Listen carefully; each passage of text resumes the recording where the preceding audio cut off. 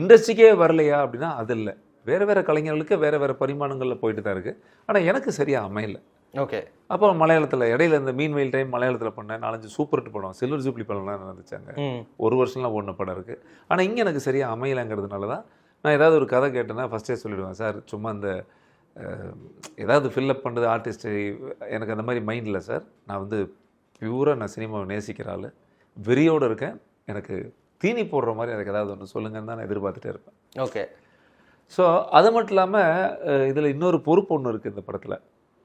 அவர் சொல்லும்போது அக்கறையோடு சொன்னது தான், ஒரு இப்போ நம்மளை முக்கியமாக வச்சு கதை நாயகனாக ஒரு முதுகெலும்பாக வச்சு நம்மளை ஒரு படம் எடுக்கிறான்னு ஒருத்தர் சொல்லும் பொழுது, நான் தயாரிப்பாளராக இருக்கிறதுனால விநியோகஸ்தரும் பண்ணியிருக்கேன். சினிமாவோட கஷ்டம் என்னென்னு, முதலாளிகளோட கஷ்டம் என்னென்னு எனக்கு தெரியும்.